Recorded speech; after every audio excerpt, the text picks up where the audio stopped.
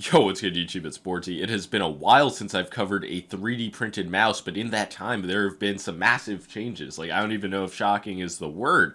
This is a 34 gram Razer Viper V3 Pro shape. For reference, the standard Viper V3 Pro is 55 grams, so a 34 gram large mouse. Like, nothing really competes with this in terms of just in-hand feeling. The weight on this is unrivaled. But yeah, 3D printed mice, they were always light, but this actually solves the structure, rigidity, flexing issues that 3D printed mice always had. If you can see this carbon fiber rod, it just completely like stiffens up the build. And honest to God, whoever came up with this feature, they fucking saved an entire industry. Like, I've called 3D printed mice flexy trash. That was my favorite phrase. I said it hundreds of times. But this one, I mean, until you guys get it to your hand, like, you don't understand. There's just no... This build, despite the fact it looks like it should be weak, it's just not. I don't know when this happened, but at some point it happened, and now 3D printed mice are actually pretty viable. It is still expensive. Like, the pre-built version, I'm not even going to say the number because so many of you would click off the video, but if you do have a Viper V3 Pro, this is around $100 to $120. I'm not going to say it's objectively better than a standard Viper V3 Pro. If you're fine with the mid 50 gram weight and you prioritize stability, you could totally prefer it. It's much cheaper. Yeah, it pretty much goes without saying, if you're considering a 34 gram 3D printed mouse, you are probably obsessed with having the lightest weight mouse possible. And I just wasn't gassing this up when I said nothing rivals it in terms of weight. I can't think of any medium to large sub 40 gram mice out there. The ULX large at 40 grams, I'm not complaining about the weight, but you can definitely notice a difference in density versus the Zen 8K. And as you can see, I'm using the Artisan Type 99, and it plays quick, just because the amount of force needed to get a 34 gram mouse moving, it's just not a lot whatsoever. So I use a pad like the Type 99 to kind of tone down the dynamic friction and give myself a bit more control stability compared to a pad like the Raiden, Heian, anything really quick. And what really surprised me is how easy this mouse was to control for such a light object, and just compared to what I generally use. But I think having a larger shape, making more contact with it with my palm, that obviously factors in. The Ultra Grip coating, which is a new feature I don't believe I had tried.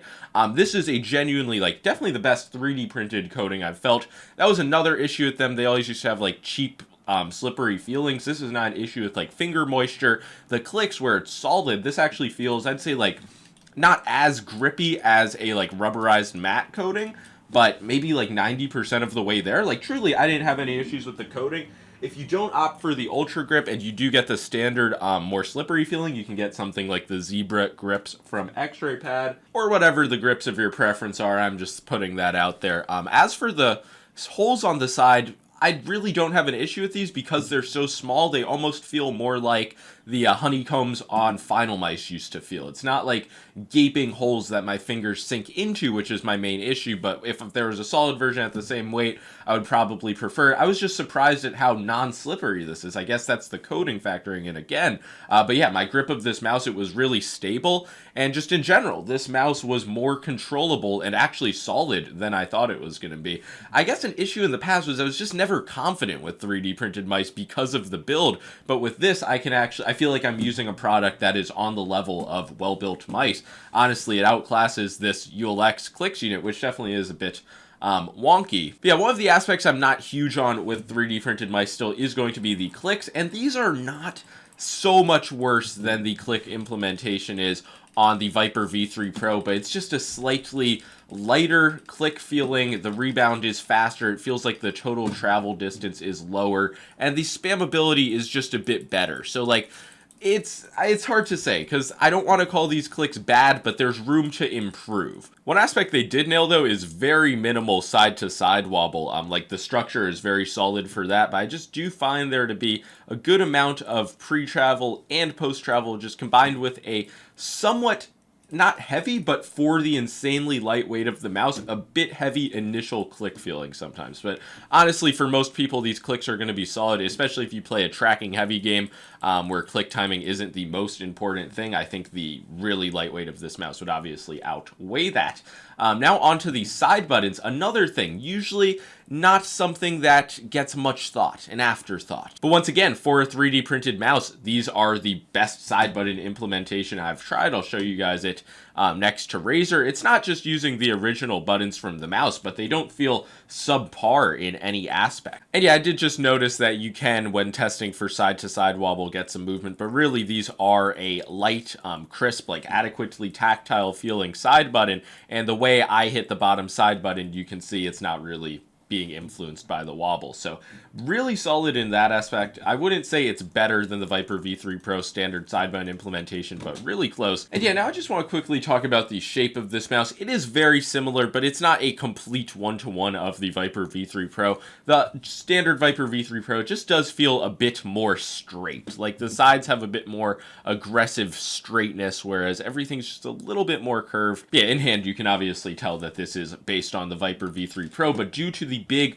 weight difference and the density being so different, you could totally grip the mouse in a slightly different way, like have the hump interact with your palm differently if you're just gripping the mouse in a way that feels most natural to you. Yeah, shape-wise, obviously for me, I have larger hands. I like the Viper V3 Pro to begin with, so I just see this as a safe, like larger mouse. It's a good entry point for these larger shapes with extremely light weights. There are other shapes available with this same tech, like ZA13, Viper Mini, but the main takeaway from this entire mouse for me is these carbon rods. I mean, these need to be implemented by every company. It's the most genius thing I have ever seen in this industry.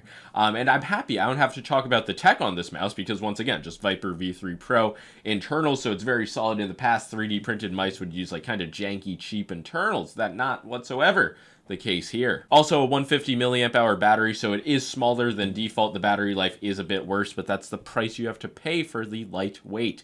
The scroll wheel was this like a magnesium, some type of alloy scroll wheel. I think that's a generally overrated feature, but it does look nice. It feels fine. The click is light, but yeah, whether it's this Pulsar, I don't really care ooh and ah over the wheel. But yeah, in general, this mouse, easily the best, most well-rounded 3D printed mouse I have ever tried.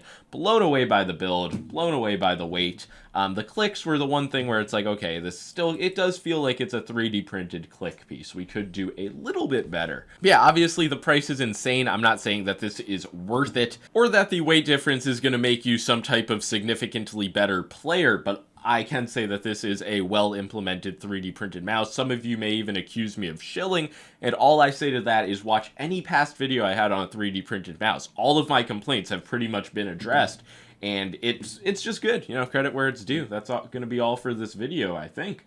Any questions you have, leave them below. But yeah, like and subscribe. Peace out. Okay, I'm shamelessly just trying to get this video to 8 minutes. You can sue me. But this actually gives me hope for Optimum Tech's 3D printed mouse, which I was always kind of skeptical on the build quality, but if it has these rods, it could easily be golden. Also, come to Boardzy Fest, July 12th. Peace out.